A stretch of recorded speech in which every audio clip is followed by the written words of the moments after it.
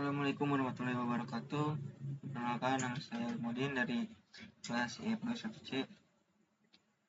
Saya akan menjelaskan sinkronisasi pada sistem terdistribusi.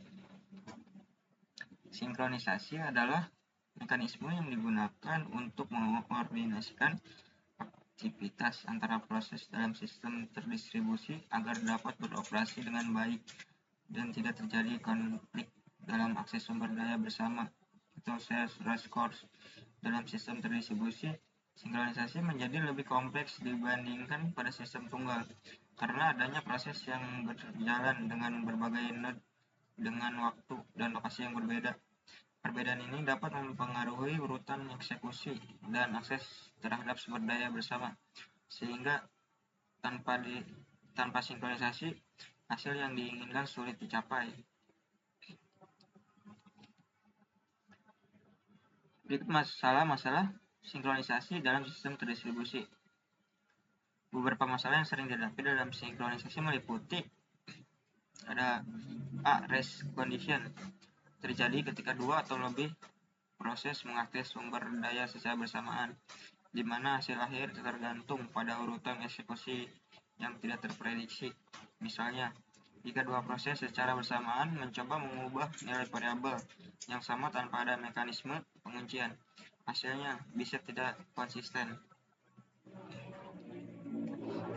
Ada deadlock, terjadi ketika dua atau lebih proses saling menunggu satu sama lain untuk melepaskan sumber daya yang dibutuhkan, sehingga tidak ada proses yang dapat melanjutkan eksekusi. Ada starvation, kondisi ini di mana satu atau lebih proses tidak pernah mendapatkan kesempatan untuk mengakses sumber daya yang diinginkan karena proses lain selalu diizinkan terlebih dahulu.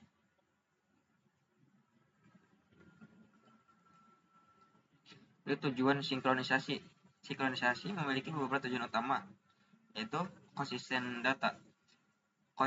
data, memastikan bahwa data yang diakses bersama tetap konsisten dan tidak ada proses yang mendapatkan data dalam keadaan tidak valid. Menghindari deadlock dan starvation, mencegah proses yang terlibat dalam saling menunggu sehingga sistem dapat berjalan dengan lancar. Meningkatkan efisiensi dan kinerja, mengatur proses-proses yang berjalan bersamaan agar dapat bekerja seoptimal mungkin tanpa saling bertabrakan dalam mengakses sumber daya.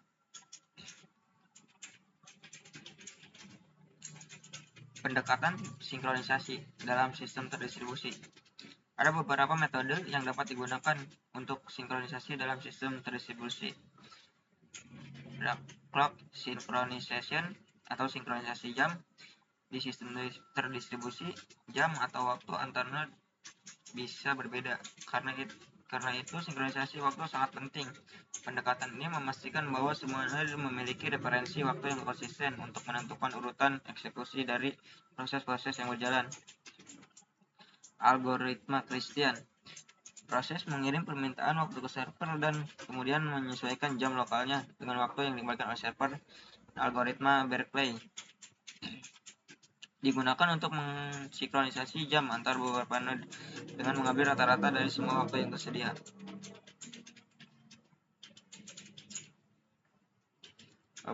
Distributed Mutual Exclusion atau penguncian bersama terdistribusi. Mutual Exclusion digunakan untuk memastikan bahwa hanya satu proses yang dapat mengakses sumber daya kritis pada waktu tertentu. Algoritma yang digunakan diantaranya ada algoritma Richard atau Agrawala, menggunakan pesan untuk meminta akses ke sumber daya kritis dan harus mendapat izin dari semua proses lain sebelum melanjutkan. Algoritma token passing, menggunakan token yang berpindah dari satu proses ke proses lain. Hanya proses yang memegang token yang dapat mengakses sumber daya kritis. Logical clocks, Lamport timestamps. Algoritma Lamport digunakan untuk menyinkronkan kejadian-kejadian dalam sistem terdistribusi tanpa perlu menyinkronkan waktu fisik antar node. Sistem ini menggunakan timestamp logis untuk melacak urutan kejadian dan memastikan proses berjalan sesuai urutan yang benar. Proses penerapannya, setiap proses dalam sistem memelihara counter. Ketika sebuah peristiwa terjadi, counter meningkat. Jika sebuah pesan dikirim, counter dilampirkan bersama pesan tersebut. saat pesan diterima, counter locker diperboleh agar lebih besar dari waktu yang diterima, dan kejadian disinkronkan berdasarkan urutan timestamp. Vector clocks lebih canggih daripada platform timestamp dan digunakan untuk menentukan urutan parsial dari peristiwa di sistem terdistribusi.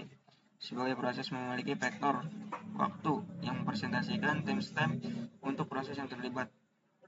Ini memungkinkan pelacakan lebih akurat terhadap hubungan antara berbagai kejadian di sistem.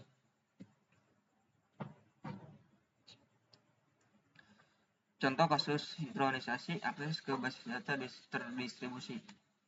Bayangkan sistem terurbankan di mana beberapa cabang bank yang tersebar di berbagai lokasi ingin mengakses dan memperbarui data saldo akun yang tersimpan dalam basis data terdistribusi. Jika tidak ada sinkronisasi, dua cabang dapat melakukan transaksi pada akun yang sama secara bersamaan dan menyebabkan ketidakkonsistenan data. Untuk mencegah hal ini, digunakan protokol sinkronisasi seperti two-phase KB protokol, mengamankan transaksi terdistribusi dengan memastikan semua node setuju sebelum perubahan dilakukan. Ada Paxos dan Rep protokol, algoritma konsensus yang membantu memastikan sinkronisasi pada sistem dengan replikasi yang tersebar di beberapa node.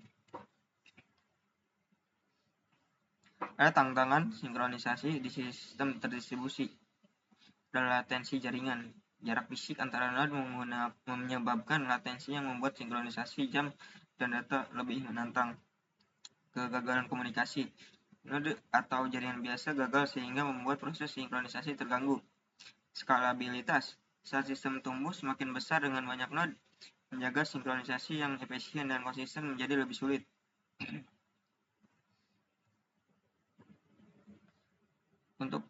Untuk kesimpulannya, sinkronisasi adalah aspek penting dalam sistem terdistribusi untuk memastikan operasi yang konsisten, efisien, dan bebas dari masalah seperti race condition, deadlock, dan starvation.